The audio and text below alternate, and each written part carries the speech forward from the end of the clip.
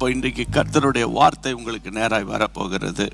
முதலாவது நீங்கள் விசுவாசிக்கணும், நம்முடைய ஆண்டவர் யாருன்னா வாக்கு தத்தங்களின் தேவன். பழைய ஏற்பாட்டு பரிசுத்தவான்களில் இருந்து அதை நியூ டெஸ்ட்மெண்ட்டில் இருக்கிற எல்லா பரிசுத்தவான்கள் வரைக்கும், அது மட்டுமல்லாமல் இந்நாள் வரைக்கும் வாழ்ந்து கொண்டிருக்கிற தேவ மனிதர்கள் அத்தனை பேருடைய லைஃப்லையும் கர்த்தருடைய பிள்ளைகளை கர்த்தர் ஒரு வாக்கு தத்தம் கொடுத்துட்டார்னா, அல்லாவிட்டால் ஒரு உடன்படிக்கை பண்ணிட்டார்னா அதை நிறைவேற்ற கர்த்தர் வல்லவராயிருக்கிறார். உதாரணத்துக்கு பாருங்க, ஏசாயா தீர்க்கதரிசியின் புத்தகம் 53:5 வேகமாக டக்குன்னு வாசிக்கணும். அந்த வசனத்தை நீங்க பார்க்கணும். மீறுதல்களின் நிமித்தம் அவர் காயப்பட்டு, மீறுதல்களின் நிமித்தம் அவர் காயப்பட்டு, நம்முடைய அக்கிரமங்களின் நிமித்தம் அவர் நொறுக்கப்பட்டார். அக்கிரமங்களின் நிமித்தம் ஆண்டவர் நொறுக்கப்பட்டார். நமக்கு சமாதானத்தை உண்டு பண்ணும் ஆக்கினை, சமாதானத்தை உண்டு பண்ணும் ஆக்கினை அவர் மேல் வந்தது.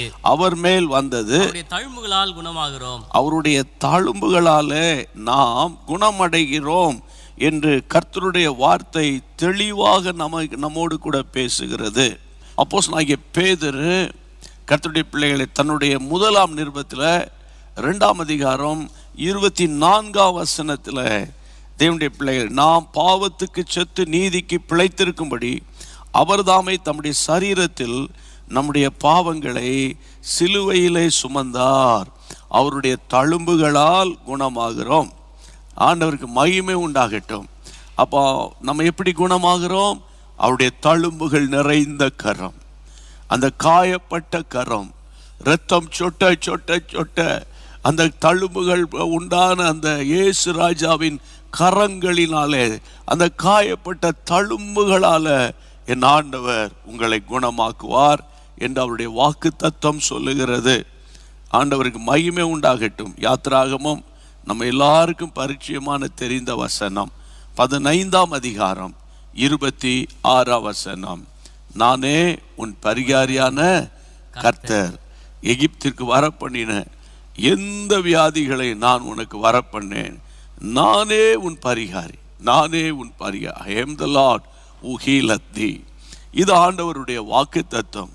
அன்றைக்கு பழைய ஏற்பாட்டு பரிசுத்தவான்களுக்கு கர்த்தர் கொடுத்த வாக்கு தத்தத்தை நீங்களும் நானும் உரிமை பாராட்டுகிறோம்.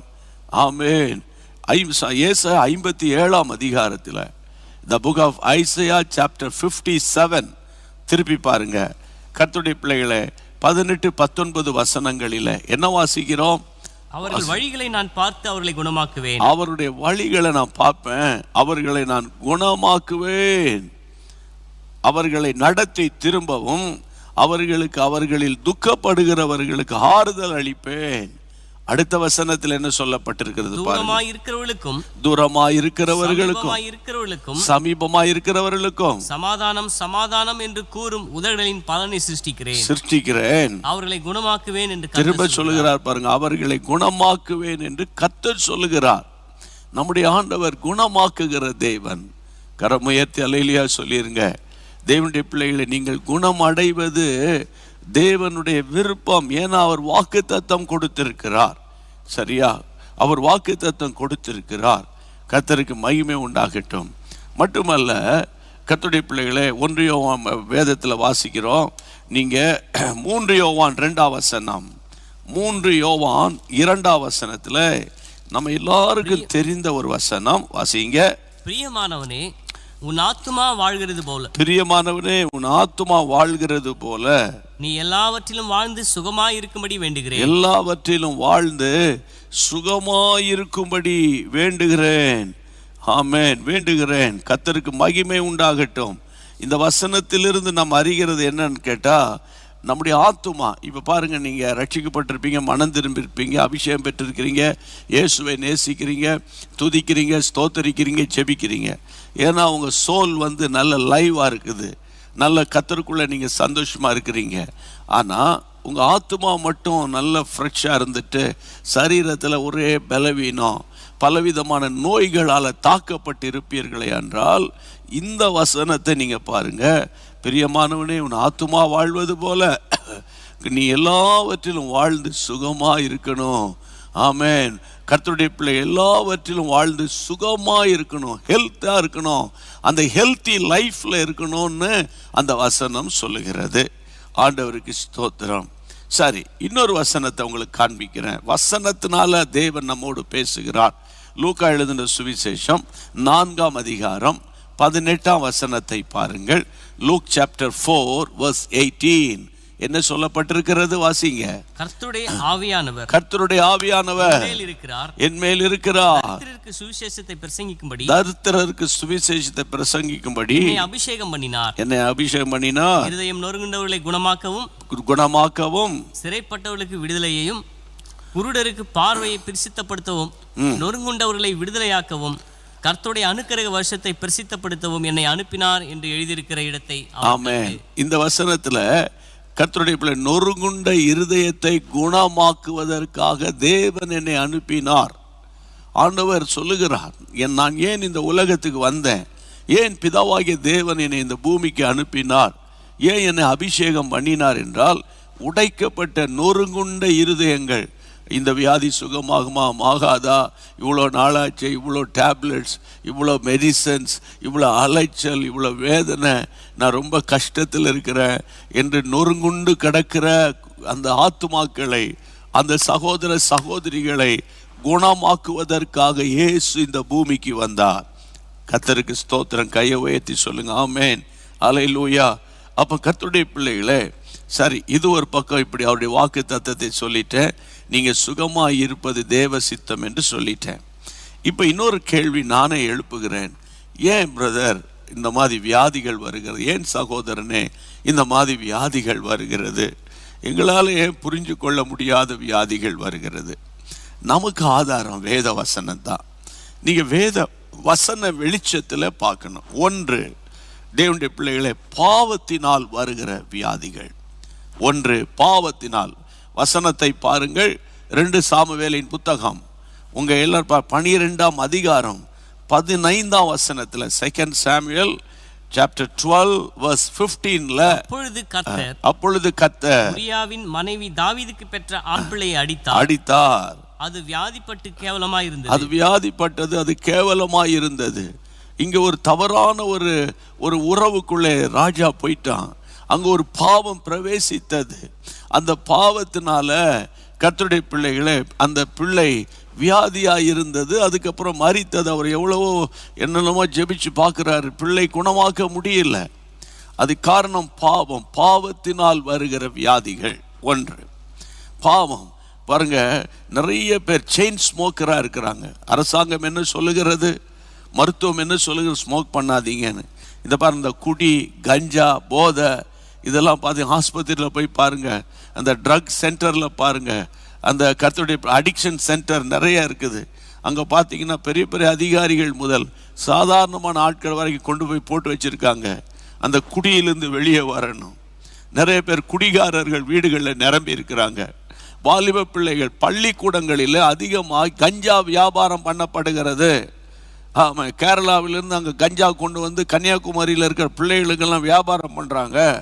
அப்படியெல்லாம் அரசாங்கம் அறிந்து தீவிரமாய் நடவடிக்கைகளில் ஈடுபட்டிருக்காங்க. சும்மா முதல்ல அவன் ஃப்ரீயாக தான் கொடுப்பானா, சும்மா டேஸ்ட் பண்ணிப்பார், காசுலாம் ஒன்றும் கிடையாதுன்னு. அந்த பிசாசு அவனை பிடிச்ச உடனே அவன் காசு அங்கங்கே தேடி திருடி கொண்டு போய் வாங்கிறதாக இங்கே தகவல்லாம் வந்துக்கிட்டு இருக்குது. அப்போ பாருங்கள், இன்றைக்கி அரசாங்கம் எவ்வளோ முயற்சி பண்ணாலும் இதுக்கிடையில் பலதரப்பட்ட பிசாசுகள் நுழைந்து இந்த மாதிரி இது ஒரு பாவம். சரீரத்தை பாதிக்குது, லங்ஸை பாதிக்குது, இருதயத்தை பாதிக்கிறது, நுரையீரல்களை லிவரை ரொம்ப பாதிக்குது. அது ஒரு பாவத்தினால் வரக்கூடிய வியாதிகள் அவனுக்குள்ளே வந்து விடுகிறது. என அன்பு தேவனுடைய, ஒன்று பாவத்தினால் வருகிற வியாதி. இன்னொன்று பார்த்தீங்கன்னா கர்த்தருடைய பிள்ளைகளை, ரெண்டாவது வசனத்தின்படி பேசுகிறேன், கவலை, அப்புறம் பயம். நல்லா புரிஞ்சுக்கோங்க. கவலை, அதாவது கவலைப்படுகிறதுனால சரீரத்தில் ஒரு முளத்தை யார் கூட்ட முடியும் என்று ஆண்டவர் சொன்னார்.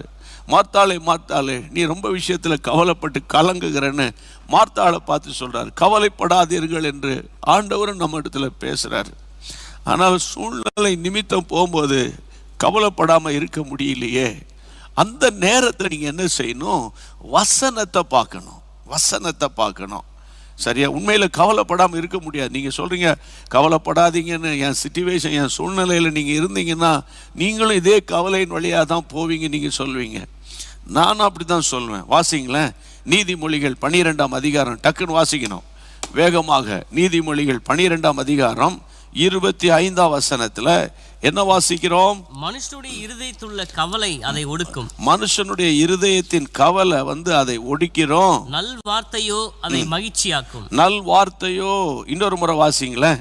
மனுஷனுடைய இருதயத்திலுள்ள கவலை, இருதயத்தினுடைய கவலை அதை ஒடுக்கும். அதை ஒடுக்கிறோம். நல்வார்த்தையோ, நல்வார்த்தையோ அதை மகிழ்ச்சியாக்கும். மகிழ்ச்சியாக்கும். இருதயத்தின் கவலை ஒடுக்கும். சிலர் பார்த்தீங்கன்னா வர வர ரொம்ப மெலிஞ்சு போய், ரொம்ப சோர்ந்து போய், ரொம்ப டிப்ரெஷனுக்குள்ளே போயிடுவாங்க. காரணம், பிள்ளைகளால், புருஷனால். நிறைய புருஷன் ஏமாத்துறான். வீட்டுக்குள்ளே ஒரு ஒய்ஃபு, வெளியே ஒரு ஒய்ஃபை வச்சுட்டு கேவலப்படுத்துகிறானுங்க. சில வீடுகளில் நிம்மதி இல்லாத ஒரு வாழ்க்கை. அப்போ அந்த தாய்க்கும் அந்த குடும்பத்துக்கும் ஒரு வேதனையினால், கவலையினால் சாப்பாடு எடுக்காது, பசி எடுக்காது. அதனால கவலையினால் வரக்கூடிய வியாதிகள், பிள்ளைகள் நிமித்தம், புருஷன் நிமித்தம், மனைவி நிமித்தம், வேலை ஸ்தலத்தில் இருக்கிற ப்ரெஷர்னால, பள்ளிக்கூடத்தில் பாருங்கள் பிள்ளைகளுக்கு இன்னைக்கு பார்த்தீங்கன்னா அந்த படிப்பு ப்ரெஷரு, இதனால பிள்ளைகள் ஒடுங்கி போய் கவலைப்படுகிறார்கள். இன்னொரு வசனத்தை நீங்கள் காட்டி கொடுக்க விரும்புகிறேன். நீதிமொழிகள் 15ஆம் அதிகாரத்தில் 13ஆம் வசனத்தை நீங்கள் பாருங்களேன். மனமகிழ்ச்சி மனமகிழ்ச்சி முகமலர்ச்சியை தரும். மனோ துக்கத்தினாலே ஆவி முறிந்து, மனோ துக்கத்தினாலே ஆவி என்ன செஞ்சிடும்? முறிஞ்சு போயிடும். கர்த்தருடைய பிள்ளைகளே, அந்த மனோதுக்கம், the sorrow of the heart என்று பைபிளில் வாசி, இங்கிலீஷில். அப்போ அந்த ஸ்பிரிட் டவுன் ஆயிரும். உங்களுக்கு உற்சாகமான ஆவி இருந்தால் தான் ஆக்டிவாக ஓடி வர, ஓடி போக, காரியத்தை செய்ய முடியும். ஆனால் மனதில் ஏதோ ஒரு துக்கம். இன்றைக்கி பயப்படாதீங்க. உங்கள் எதிர்காலத்தை குறித்து ஒன்று சொல்கிறேன், நான் ப்ராக்டிக்கலாக சொல்கிறேன். கர்த்தருடைய நாமத்தினால் 81 ரட்சிக்கப்பட்ட 84 அன்டில் டுடே கர்த்தராக இயேசுவை நான் சொந்த ரட்சகராக ஏற்றுக்கொண்டு பல துன்பங்கள், துயரங்கள், கஷ்டங்கள், பலவிதமான குடும்ப வியாதிகள், இழப்புகள், மரணங்கள், இதன் வழியெல்லாம் போய் உங்களுக்கு நான் ஒன்று சொல்கிறேன், பயப்படாதீங்க. ஆண்டவர் நடத்துவார் அப்படின்னு சொல்லுங்க. ஆண்டவர் நடத்துவார்னு சொல்லுங்க. ஆண்டவரால் கூடும் என்று சொல்லுங்க. அதுக்கு மிஞ்சி எதுவும் பேசாதீங்க. ஆமாம், என்னென்ன ரிப்போர்ட் வரட்டும். ஆனால் ஒன்று, கர்த்தர் நடத்துவார். மனமகிழ்ச்சி முகமலர்ச்சியை தரும். அப்படின்னா இன்னொரு மாற்றி சொன்னால், அதாவது அகத்தின் அழகு முகத்தில் தெரியும். ஆகனா உள்ள அந்த மைண்டில், உள்ள ஹார்ட்டில் சந்தோஷம் இருந்தால் முகம் பார்க்கறதுக்கு ஃப்ரெஷ்ஷாக இருக்கும். ஆனால் உள்ளத்தில் கவலை, வேதனை வச்சா எப்படி ஃப்ரெஷ்ஷாக இருக்க முடியும்? மனோ துக்கத்தினால் ஆவி முறிஞ்சிருமா. அந்த ஸ்பிரிட் டவுன் ஆயிட்டுன்னா நம்மால் காரியங்களை செய்ய முடியாது. இது அப்படியே விட்டு வட தான் உலகத்தில் சொல்லுவாங்க டிப்ரெஷனில் போயிட்டாங்க, வேலையில் பிரச்சனை, டிப்ரெஷன். இன்றைக்கி பார்த்தீங்கன்னா, நான்லாம் ஒரு 20 வருஷத்துக்கு முன்னால் வெளிநாட்டில் தான் அந்த வேர்டை கேள்விப்படுவோம், டிப்ரெஷன். ஆனால் இங்கே பார்த்தீங்கன்னா பிள்ளைகள் டிப்ரெஷன், ஒய்ஃப் டிப்ரெஷன், பையன் டிப்ரெஷன், எல்லா பக்கத்துலையும் இன்றைக்கி டிப்ரெஷனில் கூடி காரியம் மனம் திறந்து பேசுவது இல்லை. இப்போ பார்த்தாலும் செல்ஃபோனை வச்சுக்கிட்டு செல்ஃபோன்லேயே பேசிகிட்டு இருக்கிறது, இன்டர்நெட்லேயே பேசிகிட்டு இருக்கிறது. இதனால தான் இன்றைக்கி நிறைய பேருடைய உள்ளத்தில் ஒரு பெரிய டிப்ரெஷனுக்குள்ளே போய்கிட்டு இருக்குது. ஆனால் ஆண்டவருடைய நாமத்தினால வேகமாக இன்றைக்கி ஒரு பெரிய ரெமிடியை ஆண்டவர் தருவார். ஆண்டவருக்கு ஸ்தோத்திரம். 1 பாவம், 2வது கவலை, 3வது பயம், 4வது ஏன் இந்த மாதிரி இந்த வியாதிகள் வருகிறது அப்படின்னு நீங்கள் பார்த்தீங்கன்னா, பிசாசினால வியாதிகள் வருகிறது. எப்படியா பிசாசு வியாதியை கொண்டு வர முடியும்? என் வேதம் சொல்லுகிறது, அவ்வளவுதான், நான் சொல்லலை. கர்த்தருடைய பிள்ளைகளை, the Bible says, எங்கே சொல்லப்பட்டிருக்கிறது? உதாரணமாக கர்த்தருடைய பிள்ளைகளை, லூக்கா எழுதின சுவிசேஷம் 13ஆம் அதிகாரத்தில் 10ஆம் வசனம் முதல் 13ஆம் வசனம் வரைக்கும் இயேசு ஒரு தேவாலயத்துக்குள்ளே போய் ஜெபாலயத்தில் பிரசங்கம் பண்ணுறார் ஓய்வு நாளில். அப்போ அங்கே ஒரு வசனத்தில் வாசிக்கிறோம், 18 வருஷமாக பலவீனப்படுத்துகிற ஒரு ஆவி கொண்ட ஒரு ஸ்திரீ அங்கே இயேசு கண்டார். அந்த அம்மா எவ்வளவு நிமிரக்கூடாத கூனியாக இருந்தாள். அந்த அம்மாவுடைய ஸ்பைனல் கார்டில் ஒரு பலவீனம் ஏற்பட்டு அந்த முதுகு எலும்பு வளைந்து இருப்பதற்கு காரணம், அது நாட் பிகாஸ் ஆஃப் டிசீஸ், வியாதி அல்ல. தெளிவாக அங்க சொல்லப்பட்டிருக்கிறது. பிசாசு அவங்களுடைய சரீரத்துக்குள்ளே குறிப்பாக முதுகெலும்புல கை வச்சிட்டான். முதுகெலும்பு வளைஞ்சிருக்குது. 18 வருஷமா அவங்க அந்த ஆலயத்தில் இருக்கிறாங்க. இயேசு அந்த சகோதரியை கண்டார். வசனம் சொல்லுகிறது, அந்த அந்த அந்த அந்த சகோதரியை பார்த்து இயேசு சொன்னார், தம்மிடத்தில் அழைத்து, ஸ்திரீயே, உன் பலவீனத்திலிருந்து நீ விடுதலையாக்கப்பட்டா என்று சொன்னார். உடனே அவள் நிமிர்ந்து தேவனை மகிமைப்படுத்தினாள். அப்ப இதிலிருந்து என்ன வாசிக்கிறோம்? கர்த்தருடைய பிள்ளைகளே, வியாதி வருவதற்கு மற்றொரு காரணம் சாத்தான். நீங்கள் இப்போ அதனால் என்ன எங்கள் அனுபவத்திலேருந்து சொல்கிறேன். நிறைய பேர் சொல்லுவாங்க, ஸ்கேன் எடுத்து பார்த்துட்டோம், சிடி ஸ்கேன் எடுத்துட்டோம், சரியா கர்த்தருடைய பிள்ளைகளே, அப்புறம் அல்ட்ராசவுண்ட் எடுத்தோம், அதுக்கப்புறம் ஏன் எம்ஆர்ஐ கூட எடுத்து பார்த்துட்டோம், ஒன்றுமே இல்லை, எல்லாமே நார்மல், இம்ப்ரெஷனில் எல்லாம் நார்மல்னு இருக்குது அப்படின்னாங்க. அப்போ நீங்கள் போய் கொஞ்சம் சந்தோஷமாக இருங்க, கலகலப்பாக பேசுங்க, மனதளவில் நீங்கள் பாதிக்கப்பட்டிருக்கிறீங்க அப்படின்னு சைக்காட்டிஸ்ட் டாக்டருக்கு எழுதி கொடுத்துட்டு அந்த சைக்காட்டிஸ்ட் டாக்டர்கிட்ட போய் மாத்திரை கொடுப்பாங்க. அவங்க நல்லா தூங்கிக்கிட்டே இருப்பாங்க. நல்லா கவனிக்கணும் பிரியமானவர்களே. இன்றைக்கு பிசாசின் தந்திரங்களினால, இந்த பில்லி சூனிய கட்டுகள், மாந்திரிக வல்லமைகளால் பாதிக்கப்பட்ட குடும்பங்கள், நம்ம நாளைக்கு அதுக்காக ஜெபிக்கணும். இன்னைக்கு ஜெபிப்போம். இந்த பிசாசினால் வரக்கூடிய வியாதிகள், அதுக்கப்புறம் முதிர் வயதில் வரக்கூடிய வியாதிகள் இருக்குது, அது உங்களுக்கு தெரியும். ஆனால் சங்கீதம் 92:5 முதிர் வயதிலும் கனிகளை கொடுத்து புஷ்டியாக இருப்பார்கள். முதிர் வயதில் உள்ளவங்க அந்த வசனத்தை பிடிச்சுக்கோங்க, கையை வைத்து ஆண்டவரை தோத்திரம் பண்ணுங்க. சில வியாதிகளை தேவன் அனுமதிக்கிறார். யோவான் எழுதின சுவிசேஷம் 9ஆம் அதிகாரம் 3ஆம் வசனத்தின்படி, ஜான் சாப்டர் 9:3, அதாவது இவன் செய்த பாவம் அல்ல, இவன் பெற்றோர் செய்த பாவம் அல்ல, கர்த்தருடைய நாம மகிமைப்படுவதற்காக இவன் குருடனாய் பிறந்தான் என்று ஆண்டவர் சொல்லுவார் இல்லையா? லாசரு சம்பவத்திலும் ஆண்டவர் டிலே பண்ணி போவார். அதாவது யோவான் 11ஆம் அதிகாரம் 4ஆம் வசனத்தில், கர்த்தருடைய பிள்ளைகளே, இந்த மரணத்தினால கர்த்தர் மகிமைப்படுவார். இயேசு கேட்ட போது இந்த வியாதி மரணத்துக்கு ஏதுவான வியாதி இல்லை, தேவனுடைய மகிமை விளங்குவதற்கு ஏதுவாய் இருக்கிறது. சில பலவீனங்கள், சில வியாதிகளினாலே ஆமென் கர்த்தருடைய நாமம் மகிமைப்படும். கையை வைத்து ஆண்டவரை ஸ்தோத்திரம் பண்ணுங்க. ஹல்லேலூயா. சரியா? இப்போ நான் வேகமாக சொன்னேன். பாவத்தினால, கவலையினால, பயத்தினால, பிசாசினால, முதுமை நிமித்தம் தேவனுடைய நாமத்தின் மகிமைக்காக சில வியாதிகள் நம்முடைய சரீரத்தில் வருகிறது. ஓகே, இப்பொழுது நம்ம இந்த வியாதியிலிருந்து எனக்கு ஒரு பெரிய சுகம் வேணும், வியாதியிலிருந்து நான் விடுதலை ஆக்கப்படணும். நான் கிறிஸ்தவங்கள் அல்ல. இங்கே பாருங்க, நீங்கள் கிறிஸ்தவங்கள் அல்ல, கிறிஸ்தவர்களோ கிறிஸ்தவரோ அல்ல, இதெல்லாம் பற்றி கேள்வியே கிடையாது. நீங்கள் எந்த சபைக்கு போகிறீங்களா இல்லையா, அதெல்லாம் கேள்வி கிடையாது. ஜீசஸ் மினிஸ்ட்ரியில், அதாவது கர்த்தருடைய பிள்ளைகளை மேத்யூ சாப்டரில் அல்லது மார்க்கில், ஜானில், லூக்காவில் இயேசு சுகமாக்கும் போது எந்த சர்ச்சிலேருந்து நீ வர, உங்கள் பாஸ்டர் யார், அப்படிலாம் அங்கே ஒன்றும் கேட்கவே இல்லை. முதல்ல ஆண்டவர் அவர்களுக்கு அற்புதத்தை செஞ்சிட்டார். சோர்ந்து போயிடாதீங்க.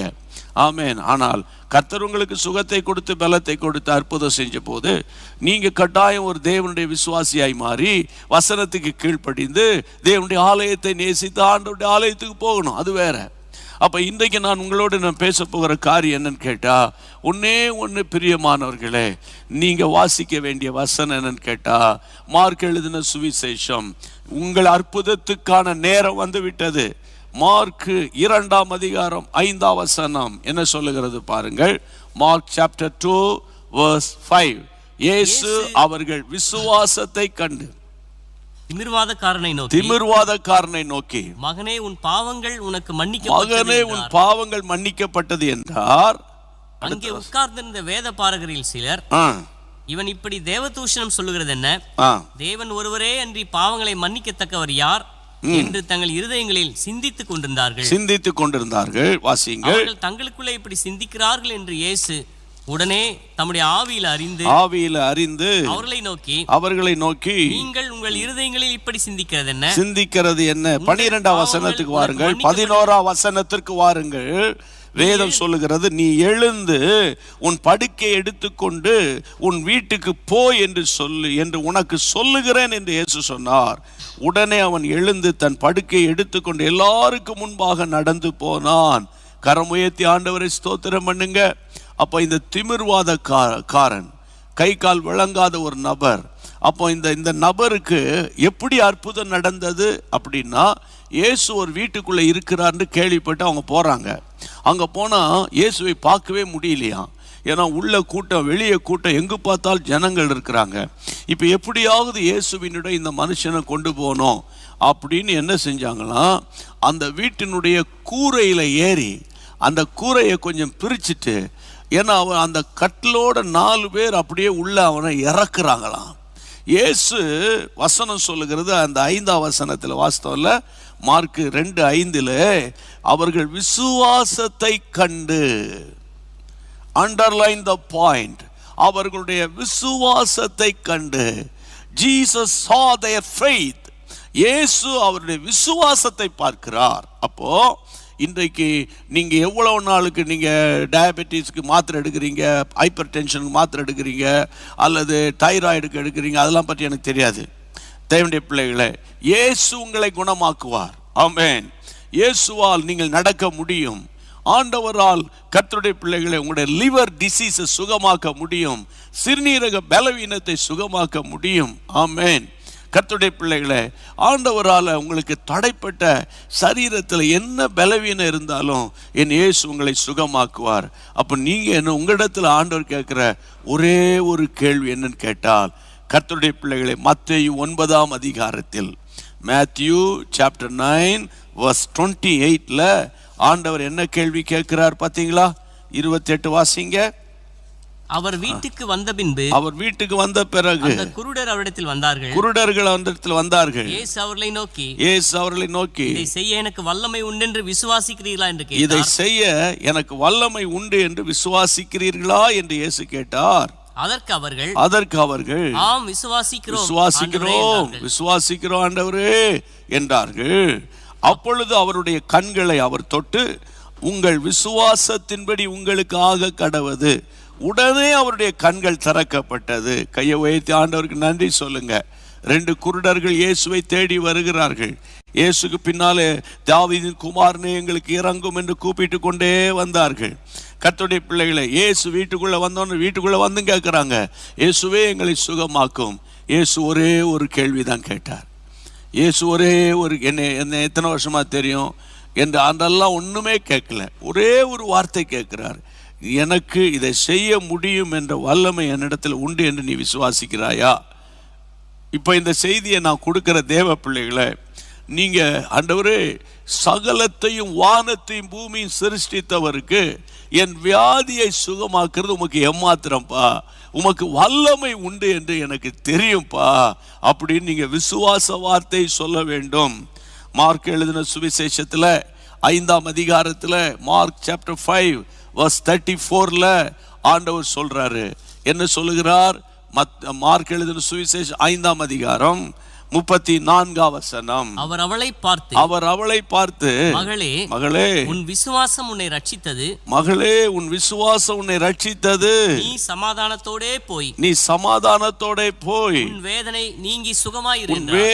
நீங்கி சுகமாயிரு. பெரும்பாடு தாங்க முடியல, மருத்துவங்களுக்கெல்லாம் எல்லாம் இப்படி சொல்ல இந்த காலத்துக்கு ஏற்ற வண்ணமா சொன்னா, போகாத மருத்துவமனை இல்லை, பார்க்காத டாக்டர் இல்லை, பார்க்காத இன்வெஸ்டிகேஷன் இல்லை. ஆனாலும் என்னுடைய பலவீனம் மாறவில்லை, என் சுகவீனம் மாறவில்லை. கடைசியா ஒரு வாய்ப்பு, இயேசுவை தொட முடியுமானால் அவரிடத்தில் வல்லமை உண்டு என்று நான் விசுவாசிக்கிறேன். அவரிடத்தில் தொடுவதற்கு போனால் அவரை தொட முடியல, பயங்கர கூட்டம். அவருடைய வஸ்திரத்தின் தொங்கலை, நுனியை தொட்ட போது கர்த்தர் அவளுக்கு சுகத்தை கொடுத்தார். இயேசு சொல்லுகிறார், மகளே உன் விசுவாசம் உன்னை ரட்சித்தது. இன்றைக்கு தேவனுடைய பிள்ளைகள் என்ன இருதய வியாதி பலவீனங்களாக இருக்கலாம், சோர்ந்து போய் படுத்து கிடக்கலாம், உங்களை அறியாத ஒரு பயம் உங்களுக்குள்ளே இருக்கலாம், உங்கள் சரீரத்தில் ஒரு ஃபிட்ஸ் மாதிரி நடுக்கம் இருக்கலாம், நடக்க முடியாத இன்பேலன்சிங் இருக்கலாம். வயதான காலங்கள்லையோ, இன்றைக்கெல்லாம் 40 இயர்ஸில் அந்த மாதிரி பலவீனம் வருகிறது. ரொமாட்டிக் ஆர்த்தரைட்டிஸ், மூட்டில் அது ஆப்ரேஷன் பண்ணி தான் ஆகணுங்கிற ஒரு சிச்சுவேஷனில் இருக்கலாம். அல்லது கர்த்தருடைய பிள்ளை இன்னும் என்னென்ன வியாதிகளோடு இருந்தாலோ கவலைப்படாதீங்க, இயேசு உங்களுக்கு சுகத்தை தருவார். ஒன்னே ஒன்று விசுவாசிங்க. நான் விசுவாசிக்கிறவர் இன்னார் என்று நான் அறிவேன். என்னுடைய விசுவாசமே உலகத்தை ஜெயிக்கிற ஜெயம். சரியா? ஒன்று ஃபெய்த். இன்னொன்று என்ன? நீங்கள் வாசிங்க. அடுத்தது ரொம்ப இதை மட்டும் நம்ம சொல்லிட்டு நம்ம ஜெபத்துக்குள்ளே போக போகிறோம். இன்னைக்கு விசுவாசத்தோடு நீங்கள் ஜெபிக்க. யாக்கோபின் நிருபம் 5ஆம் அதிகாரம் 15ஆம் வசனம். யாக்கோபு 5ஆம் அதிகாரம் 15ஆம் வசனம். ஆமென். அப்பொழுது விசுவாசமுள்ள ஜெபம், அப்பொழுது விசுவாசமுள்ள ஜெபம் பிணியாளியை ரட்சிக்கும். பிணியாளியை ரட்சிக்கும். விசுவாசமுள்ள ஜெபம் பிணியாளியை ரட்சிக்கும். கர்த்தருக்கு ஸ்தோத்திரம். அப்ப இதிலிருந்து என்ன கற்றுக்கொள்றோம்? ஜெபம் பண்ணினால் சுகம் கிடைக்கும். சாதாரண ஜெபம் அல்ல, விசுவாசமுள்ள ஜெபம். இன்னொரு வசனத்தை நான் காட்டுறேன். மத்தேயு 21ஆம் அதிகாரத்தில் 22ஆம் வசனத்தில், மேத்யூ சாப்டர் 21 verse 22ல, நீங்கள் விசுவாசம் உள்ளவர்களாய் ஜெபத்தில் எவைகளை கேட்பீர்களோ அவைகளெல்லாம் பெறுவீர்கள். எவைகளெல்லாம் கேட்பீர்களோ. இதெல்லாம் முடியாதுன்னு டாக்டர் சொல்லிட்டாங்க. இதெல்லாம் முடியுமா முடியாத எங்களுக்கு தெரியாது. அது எப்படி வந்துச்சுன்னு எங்களுக்கு தெரியாது. இது எப்படி இப்போதைக்கு சுகமாகவும் சொல்ல முடியாது. ஆனால் ட்ரை பண்ணி பார்க்குறோம் என்ன அப்படின்னு சொல்கிறாங்கல்ல. அவங்க மருத்துவ ரீதியாக அவங்க அனுபவத்தில் அவங்க படித்ததில் வைத்து அறிந்ததை வைத்து கரெக்டாக சொல்கிறாங்க. ஆனால் இல்லாதவைகளை இருக்கிறது போல் அழைக்கிறவர் தானே நம்முடைய ஆண்டவராகிய இயேசு ராஜா. அதனால பிரியமானவர்களே, உங்கள் ஒன்று விசுவாசிக்கணும், ரெண்டாவது ஜெபிக்கணும். இன்னொரு ஷார்ட்டாக சொன்னால் நீங்கள் ஆண்டவரை நோக்கி கூப்பிடணும். அப்படித்தானே எரேமியா தீர்க்கதரிசியின் புத்தகத்தில் 33ஆம் அதிகாரத்தில் 3ஆம் வசனத்தில் அப்படித்தானே வாசிக்கிறோம். ஜெரேமி சாப்டர் 33 verse 3ல, நீ என்னை நோக்கி கூப்பிடு, அப்பொழுது நான் உனக்கு உத்தரவு கொடுப்பேன். நீ அறியாததும் உனக்கு எட்டாததுமான பெரிய காரியங்களை நான் உனக்கு அறிவிப்பேன். அப்போ ஆண்டவர் என்ன சொல்றாரு? கூப்பிடுன்றாரு. ஆமா, நீங்க கூப்பிடணும். அப்போ கூப்பிடணும்னா கொஞ்சம் வாய் திறக்கணும். மேல் உதடு கீழ் உதடு அசையணும். இல்லை என் ஒய்ஃபு ஜெபம் பண்ணுறாங்க, அவள் என்னோட நல்ல அப்படிலாம் கதை சொல்லிட்டு உட்கார்ந்துருக்க கூடாது. நீங்கள் என்னைக்கு ஜெபம் பண்ணுறீங்க? உங்களுக்கு பசி எடுத்தால் உங்கள் ஒய்ஃபா சாப்பிட்றாங்க? ஐயா, இப்போ என் கணவருக்கு பசி எடுத்துருச்சு, நான் போய் சாப்பிட்டு வந்துடுறேன் அப்படியா சொல்லுவாங்க? இல்லையே, நீங்கள் தானே. அப்போது இன்றைக்கு நான் ஒன்று சொல்கிறேன், சத்தத்தை உயர்த்தி ஜெபிங்க. அன்றைக்கு பருதிமேய்வு, நான் தாவீதின் குமாரனு எனக்கு இறங்கும் என்று அவன் கூப்பிட்டான். அங்கே இருக்கவங்களாம் சும்மா கடை, நீ பிச்சைத்தானே கேட்ப, பணம் தானே கேட்ப, பைசாவை தானே கேட்ப, இன்றைக்கி என்ன ஏசுன்னு கூப்பிடுற அப்படின்னு விரட்டினாங்க. அவன் பைபிளில் வாசிக்கிறோம், முன்னிலும் அதிகமாய் நீங்கள் ஜெபிக்க உங்களுக்கு வரக்கூடிய ரிப்போர்ட் எல்லாம் பாசிட்டிவாக வராது, நெகட்டிவாக வரும். புரிஞ்சுக்கோங்க. கர்த்தரை தேட தேட உங்களுக்கு பிரச்சனை அதிகரிக்கும். கர்த்தரை தேட தேட ஒரே டென்ஷன் அதிகரிக்கும். கர்த்தரை தேட தேட உங்க விசுவாசத்தை பிசாசு பலவீனப்படுத்த பார்ப்பான். அப்பமே நீங்க அறிஞ்சிக்கணும், கர்த்தர் ஒரு அற்புதத்தை எனக்கு செய்ய போகிறார். ஆமென். கர்த்தர் எனக்கு அற்புதத்தை செய்ய போகிறார். தேவனுக்கு மகிமை உண்டாவதாக. எசேக்கியா ராஜாவின் லைஃப்ல கூட அப்படித்தானே நடந்துச்சு. ஆண்டவர் 2 ராஜாக்களின் புத்தகம் 20ஆம் அதிகாரத்தில் ஏசாயா தீர்க்கதரிசி அனுப்புகிறார். உன் வீட்டின் காரியத்தை நீ ஒழுங்குபடுத்து எசேக்கியா, நான் உன்னை எடுத்துக்கொள்ள போகிறேன். உடனே எசேக்கியா சுவர் பக்கமாய் திரும்பி தேவனை நோக்கி ஜெபம் பண்ணினார். இல்லையா? 2 ராஜாக்கள் 20 1 2 3 வசனங்களை எடுத்து வாசித்து பாருங்க. அப்போ எசேக்கியாவின் ஜெபத்தை கேட்ட உடனே அதே ஏசாயா தீர்க்கதரிசிய நீ திரும்பி போ, அவனுடைய ஆயுசு நாட்களில் 15 வருஷம் நான் கூட்ட போறேன் என்று கர்த்தர் ஜெபத்தை கேட்கலையா? அப்ப இன்றைக்கு நான் உங்களை பார்த்து சொல்றேன், கர்த்தருடைய நாமத்தினால அதாவது எரேமியா 33:1 என்னை நோக்கி நீ கூப்பிடு என்று சொன்னார்ல. 33:6 பாருங்க, நம்ம ஜெபம் பண்ணலாம். 33:6 பாருங்க. எரேமியா தீர்க்கதரிசியின் புத்தகம் 33:6, இதோ நான் அவர்களுக்கு சௌக்கியத்தையோ ஆரோக்கியத்தையோ வரப்பண்ணி அவர்களை குணமாக்குவேன், பரிபூர்ண சமாதானத்தையும் சத்தியத்தை வெளிப்படுத்துவேன். ஆமென். வார்த்தை மாறுமா? வசனம் மாறுமா? இன்னைக்கு கிறிஸ்தவ மார்க்கத்தின் வெற்றியின் ரகசியமே வேர்ட் ஆஃப் காட். ஆமென். ஹல்லேலூயா. ஏதோ ஒரு மேலை நாட்டிலிருந்து அல்லது அமெரிக்கா ஆஸ்திரேலியா நாட்டிலிருந்து இறக்குமதி பண்ணினது இந்த தெய்வம் அல்ல. வானத்தையும் பூமியும் உண்டாக்கின சர்வ வல்லமை உள்ள ஆண்டவர். அதனால நீங்க எங்க இருந்தாலோ இன்றைக்கு நான் இந்த சுகத்தை பெறுவதற்கு ரெண்டு கண்டிஷன். ஒன்று விசுவாசம், ரெண்டாவது ஜெபம். ஆமென். ஜெபம் பண்ணலாமா? அப்படியே விசுவாசத்தோடு எழும்பி நிற்க முடியுமா உங்களால்? ஒருவேளை உங்க வீட்டில் நீங்க இருக்கலாம், ஆஸ்பத்திரியில் உங்களுக்குரியவர்கள் இருக்கலாம், அல்லது ஆஸ்பத்திரியிலே நீங்க இருக்கலாம். இப்பொழுது நான் அந்த பலவீனமானவங்களுடைய எந்த பலவீனம் எங்க இருக்காங்க கை வச்சிருங்க. ஜெபம் பண்ணுவோம், ஜெபம் பண்ணுவோம். விசுவாசிங்க, விசுவாசிங்க, விசுவாசிங்க. நான் விசுவாசிக்கிறவர் இன்னார் என்று அறிவேன். புயல் அடித்தாலும் ஆமென், பெருவெள்ளம் மோதினாலும் என்னுடைய விசுவாசம் அசையாது, என் விசுவாசம் அசையாது. என் மீட்பர் உயிரோடு இருக்கிறீங்க தகப்பனே. இந்த உபவாச நாளில நீங்க எனக்கு சொன்னீங்களே, பாரப்படுத்தினீங்களப்பா. இந்த வியாதியஸ்தர்கள் எங்க நாட்டில் எவ்வளவு கஷ்டப்படுறாங்கப்பா. ஆண்டவரே, கவர்மெண்ட் ஹாஸ்பிட்டல்ல போனா பயங்கரமான குற்றுயிராய் கிடக்கிற நிறைய பேரை பார்க்கிறோம்ப்பா. ஆண்டவர், ஆஸ்பத்திரிக்கே போகாம அது என்னன்னு பரிசோதனை பண்ணாம பயந்து கொண்டு நிறைய பேர் வீட்டுக்குள்ளேயே இருக்கிறாங்கப்பா. ஆண்டவரே, இந்தியாவில் ஆண்டவரே கதா சிறு பிள்ளைகளுடைய மரணம் அதிகமா இருக்குன்னு சொல்றாங்களப்பா. ஆண்டவரே, அந்த சிறு குழந்தைகளின் மரணத்தை வைத்துதான் அந்த பட்டினி சாவை கணக்கிடுகிறாங்களப்பா. இயேசுவே, உம்முடைய நாமத்தினால ஜெபிக்கிறோம் ஐயா.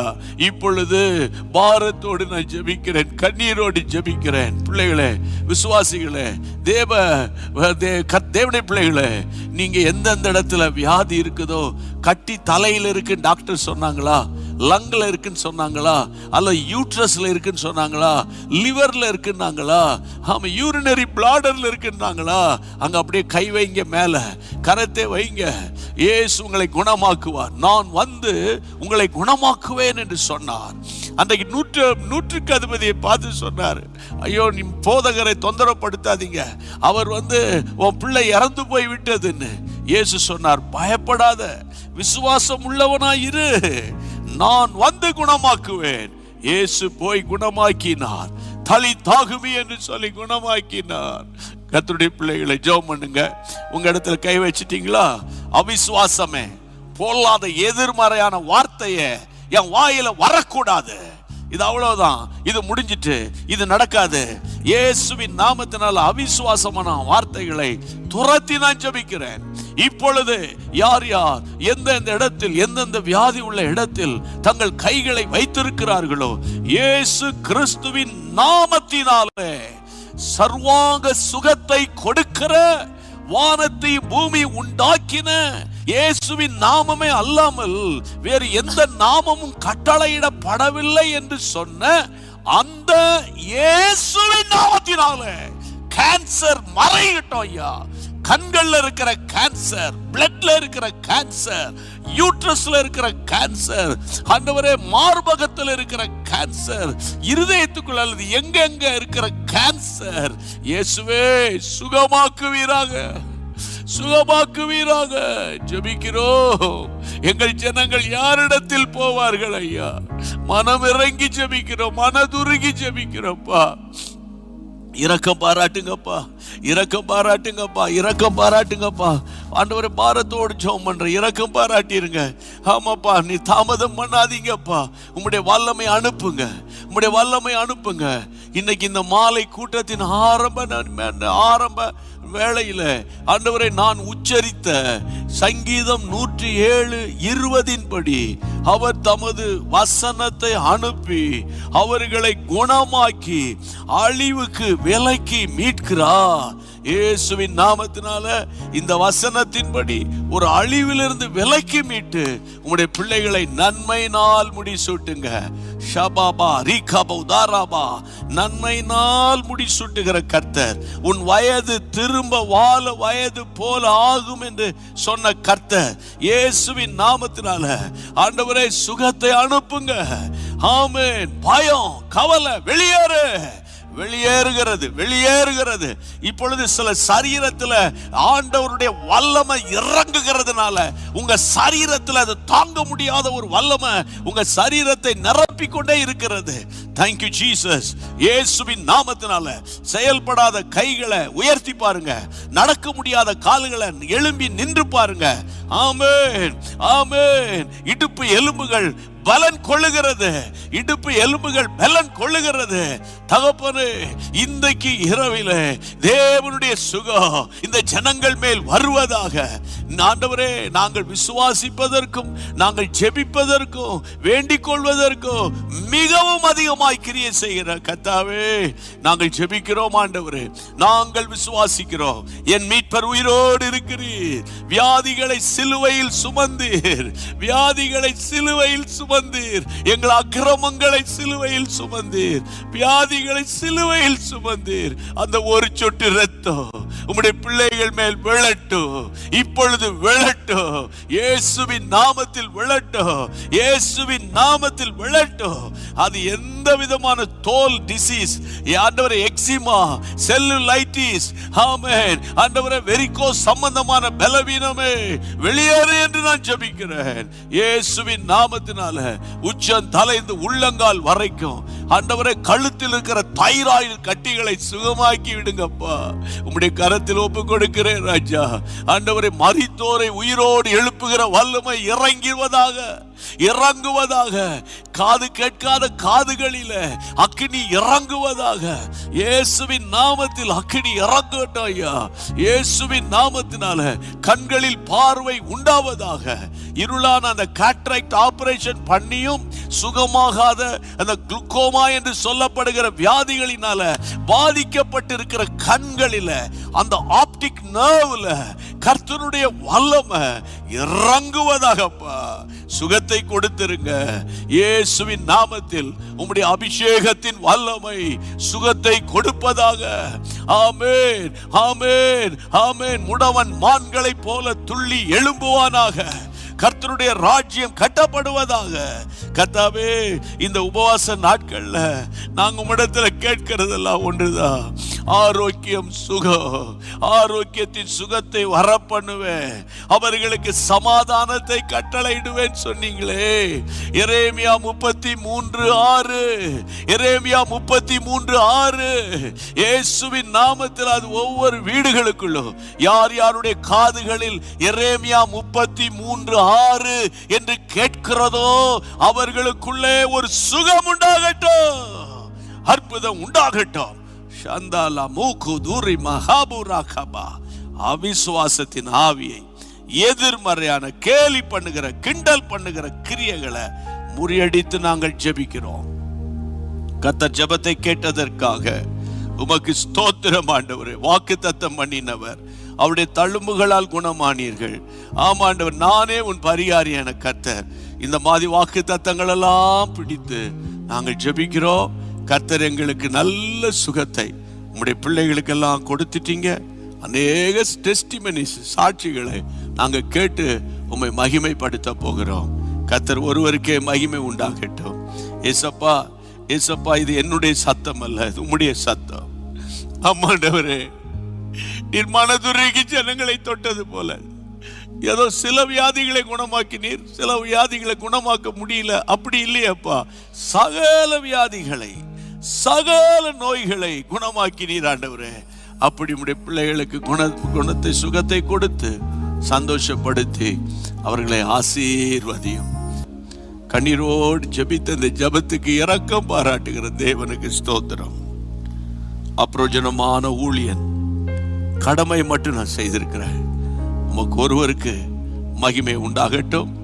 வரும் நாட்கள்ல நாங்கள் மகிமைப்படுத்த போகிறோம். இயேசுவின் நாமத்தில் ஜெபிக்கிறோம் பிதாவே, ஆமென், அல்லேலூயா. நாம மகிமைப்படட்டும். Thank you so much. கர்த்தருக்குள்ளே சந்தோஷமா இருங்க. எல்லாரும் சேர்ந்து சொல்வோம், என் ஆத்துமாவே கர்த்தரை ஸ்தோத்திரி, என் முழுவதுமே அவருடைய பரிசுத்த நாமத்தை ஸ்தோத்திரி. என் ஆத்துமாவே கர்த்தரை ஸ்தோத்திரி, கர்த்தர் செய்த சகல உபகாரங்களை மறவாதே. ஆமென். Thank you. God bless you.